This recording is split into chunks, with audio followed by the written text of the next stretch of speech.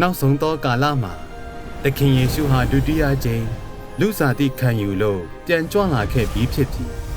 ကိုတော်ဟာအနန္တတကုရှင်ဘုရားသခင်ဖြစ်ပါတယ်အနန္တတကုရှင်ဘုရားသခင်ဟာတမန်တရားနှုတ်ကပတ်တော်တန်ပေါင်းများစွာကိုဖော်ပြခဲ့ပါတယ်အနန္တတကုရှင်ဘုရားသခင်ရဲ့နှုတ်ကပတ်တော်တွေကိုကြားပြီးတဲ့နောက်မှာဂိုင်ကနအသီးအသီးနဲ့နိုင်ငံအသီးသီးက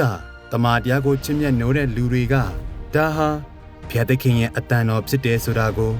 အတိအမှတ်ပြုခဲ့ကြတယ်သူတို့ဟာအနန္တတကုရှင်ဘုရားသခင်ရဲ့နောက်ဆုံးသောကာလအမှုတော်ကိုစိတ်အားထက်သန်စွာလက်ခံခဲ့ကြပြီး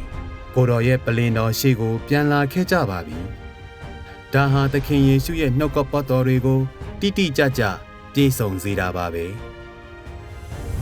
ငါတို့သည်ငါစကားတန်ကိုနားထောင်၍ငါနောက်သို့လိုက်ကြ၏ထိုသူတို့ကိုငါသိ၏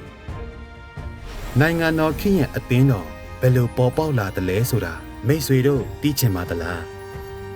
ဘုရားသခင်ကလူသားတွေကြားမှာကြီးမြတ်တဲ့အမှုကိုလှုပ်ဆောင်ပြီးပြီဆိုတာကိုမိတ်ဆွေတို့သိပါသလား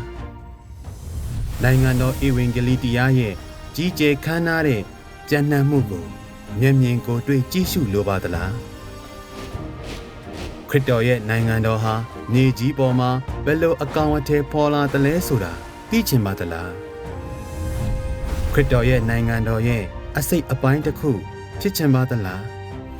ဒီနည်းနည်းမှုတွေအားလုံးကိုလေ့လာဖို့ဒီ online တရားပွဲကိုလာရောက်ကြပါဒါကအနန္တတကုရှင်ဘုရားသခင်ဟာပြန်ကြွလာတဲ့သခင်ယေရှုဖြစ်တယ်ဆိုတာကိုမိတ်ဆွေတို့ပို့ပြီးတော့သေချာစေဖို့ကူညီပေးမှာဖြစ်ပါတယ်ကျွန်တော်တို့ရဲ့အခမဲ့ကျမ်းစာလေ့လာသင်ယူမှုကိုနေ့စဉ် online ပေါ်မှာကျင်းပနေပါတယ်အချိန်ကတော့မြန်မာစံတော်ချိန်ည8:00 နာရီမှာဖြစ်ပါတယ်။ online platform အားလုံးကနေပါဝင်တက်ရောက်နိုင်ပါတယ်။ Facebook Messenger,